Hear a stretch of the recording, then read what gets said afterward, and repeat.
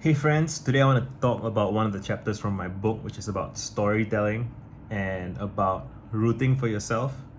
So my book's called Introspect, and it's about figuring your own shit out. It's about troubleshooting your inner narrative. And, so it really does boil down to storytelling sometimes. I think that's a reasonable frame on it. It's not the whole picture, but it's a substantial amount of the picture. And the idea is that, humans are storytelling creatures. We like to tell each other stories all the time. We tell ourselves stories all the time, even when it's not explicit, it's not obvious. And what is a story, right? A story is a sequence of events. It's that in telling a story about a sequence of events, there is an explanation for how things are, or why things are the way they are, or what happened and why it happened. There's a famous couple of lines that's like, the king died and then the queen died is not a story, it's just a couple of statements of facts. The king died and then the queen died of grief is a story. It attempts to explain one event in terms of the other, right? And no story can ever kind of capture the full picture, so it's always an act of focus. It's always an act of choice. It's always, what do you choose to leave in the frame? What do you choose to keep in the frame? What do you choose to leave out? You have limited time and energy, so you can never tell everything about everything, and so you always have to pick what you're going to focus on. And the thing is, if we are not deliberate about choosing the stories we want to tell about ourselves to ourselves, it will be done for us. And that sounds a bit ominous, I think, but it's just about default settings and what we inherit from society. And what your parents tell you, what your friends tell you, what society tells you, what the media tells you. It's just we're always receiving messages from the world about who we are, what we're about, what life is about, what everything is about. And we don't I'm not trying to say that one should be kind of contrarian for the sake of it, or that you should reject whatever narratives you've been given. But it's more of, try to be mindful. It's good to be mindful of what's going on and what the stories are. It's good to be explicit, I think. And again, when you're explicit, you may not necessarily capture all of the things about your story or any story, right? And there will be flaws and inaccuracies and imperfections. But even those things can be revealing if you examine them. And so the real thing is to continually be curious about examining it and making sense of it. Okay, let's try and get a bit more specific. So what do I mean by stories and storytelling, right? So okay, think about a character in a story that you like, that you root for. Like, who's your favorite character in a movie or a TV show or an anime or a video game or whatever? And how do you learn to like them, and what do you like about them? Generally speaking, the thing about stories that are compelling is that the character wants something, right? There's something that they think they want, and there are obstacles in the way keeping them from getting what they want. And confronting those obstacles, facing those obstacles, and struggling with them is something that changes them in the process, right? It changes their beliefs, it changes their assumptions about the way the world is. It makes them realize that they were wrong about something.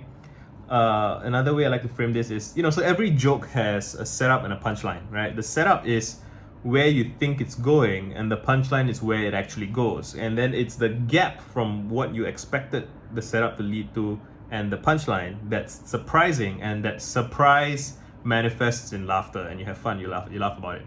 And similarly, you could say that life is a joke. Your life is a joke, my life is a joke, and our expectations are the setup and reality is the punchline, right? So we have some idea about how life is going to be, and then there's life itself, right? There's this quote that's like, if you want to make God laugh, tell him your plans, right? Because that's your expectation, and then that's the reality.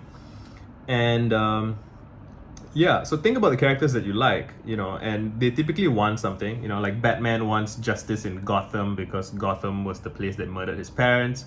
Daenerys in Game of Thrones, she just wants to go home at the start. She's like, I want to go home, and it's just not an option, and she has to go through all kinds of struggles just to do that. And so compelling stories, they do tend to be somewhat reductive in the sense that, and reductive not necessarily in a simplistic way, but rather in a clarifying way, by giving you something to focus on. It kind of it filters out the noise in a sense, right? So if we take Daenerys Targaryen from Game of Thrones, like, she wants to go home. Along the way, she realizes that she decides that she has to be a leader of people, right? And then she struggles with wanting to be a decent leader, and so on and so on. And so it's nested and layered. It's not, nobody just wants one thing, right? There's always a bunch of different things that you want, and you may be conflicted about what you want, and maybe when you get what you want, you realize that it's not what you really wanted, right? One of my favorite stories is Wreck-It Ralph, which is from 2012, right? And Ralph is a villain in a video game, and he's kind of living alone in his dump, and the hero of the video game, Felix, and whoever else, they're living like, there's this big party crowd scene at the top of a penthouse, right? And Ralph is lonely, and he wants to be accepted, and he goes there and kind of asks them, I can't remember the specifics, so I'm paraphrasing, so this is my retelling of Ralph, which might be wrong, but like, he kind of asks them, hey, what do I have to do to be accepted around here? And they're like, oh, you need to get the medal, some medal. And so Ralph's like, okay, I'm gonna go and win the medal and earn everyone's approval, right? And so he tries to go out and get this medal, and along the way, he meets Vanellope, who is an annoyance, an obstacle on his way to getting the medal. She's just kind of a nuisance. But he discovers that she's a weirdo glitch like him, so she's even more of an outcast than he is, and she is family, sort of, right? Or she could potentially be family. And so now he's like, do I help Vanellope or do I get the medal? And if I remember correctly, he actually goes after the medal at first, and then when he brings the medal back, it causes some error in the system or something, and so the games are gonna get shut down.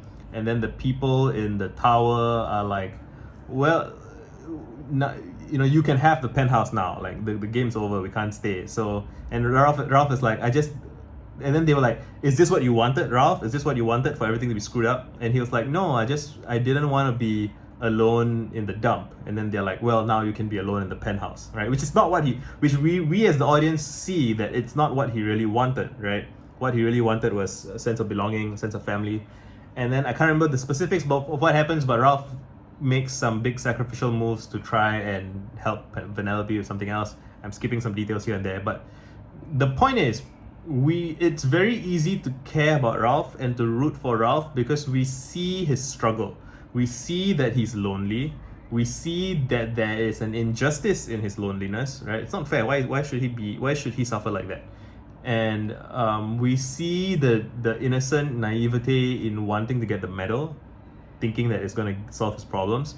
We see how hard he struggles and tries to get what he wants, and then we see him realize that what he wanted was not what he thought he wanted was not what he really wanted, and then we see how he contends with that, right? And a lot of people in life, they when they get put in such a difficult scenario, right, when they discover that reality is more complex than they thought it was, and like the rewards that they were expecting were never coming or were not gonna be what they wanted, a lot of people get very grumpy and angry and bitter and resentful, and they become unpleasant and they lash out at other people. And what we like to see very often in stories is seeing characters struggle through that pain and decide to be better, and that's inspiring. Anyways, I want to bring this back to personal stories, right? Your individuals, your narrative for yourself. So just as how, when you watch a documentary, like there's this documentary called, I think, Rust to Riches on Netflix, Car Masters Rust to Riches, I think. And it's just a bunch of mechanics in a garage who are like working on cars, and it's just, you get to see them deal with their challenges, and they have limited resources, and they love their job, and they want to do a good job, and like something go wrong, and how do they deal with it, and how do they manage conflict. And it's just, watching them struggle with those things, it made me like them. It made me care about them. And like, I'm following a couple of them on Instagram now. even though I know that the documentary is probably, kind of selective cherry picking, and it's not a perfect representation of what they are like or what their lives are like. Witnessing how their struggles were framed made me care about them. And I would say that generally speaking, this applies internally as well. When you reflect on your own life, when you review on your own life, you are the subject, right, of your stories, and you're also the author, right? You get to, and again, you don't have like a God mode tool to magically change your life yet, right? You can make some choices and whatnot, but like you can't, radically change your life from the outside the way you could if you're writing fiction. But you can choose what you want to focus on, right? I had a day a couple of days ago where it's funny, I felt really good and really bad in the same day, like at different times. Like at some point I was like, wow, I'm so happy to be 30. 30 is my best year so far. I have my health, I have money, I have friends, my parents are still healthy, my relationship with my wife is great, I'm doing what I love, I don't need a job, and it's like, I'm so happy, it's great, I'm so grateful, I'm very blessed. And a lot of people shared that and they were like, oh, this is great energy. And then later on in the day, someone replied something to one of my tweets that I felt really didn't understand what I'm like. He was like, oh, you just want money, you want to be rich. I'm like, that's so like, if I wanted to be rich, I would be doing things so differently. I wouldn't be making content for free all the time, right? What I really want to do is connect with people. But just in that moment, I felt kind of betrayed by the universe, right? I felt kind of abused. I mean, it's, when I'm talking about it now, it sounds silly, but in that moment, it's just, I put in all this effort to convey what I'm about and what I care about. And here's this one guy, maybe he's having a bad day or maybe he has his own issues or whatever, but he just comes at me and sorely misinterprets what I'm like. And that upset me. But then I reflected back on the earlier thing and I'm like, okay, it's a numbers game. I have the blessing of a large audience on Twitter and lots of people say nice things all the time. And here's just this one person who's kind of an oddball, right? But you see how that could have ruined my entire day and maybe the subsequent week as well if I had not known how to choose how to tell my story to myself about what it's about. And yeah, I don't want this video to go on for too long, so just, I guess I invite you to consider, what is the story that you're telling yourself about what your life is about, what you are about, what you're doing, what's going on, and how can you frame things for yourself? What can you focus on? What little memoirs can you write for yourself that make you appreciate yourself more, right? And because two different people can look at the same set of events and come away with very different stories. And I recommend experimenting with the stories that you tell yourself. And I tend to speak assuming that the audience is thoughtful, because like, why would a person who is not thoughtful be watching 13 minutes of some guy talking, right? I'm skipping all the stuff, but you get what I mean. And so some people have a problem where they think too highly of themselves, but they wouldn't be seeking out content like this. So for the most part, the people I interact with, I think they're too harsh on themselves most of the time. And so I invite you to consider that, investigate that, and let me know what you think. That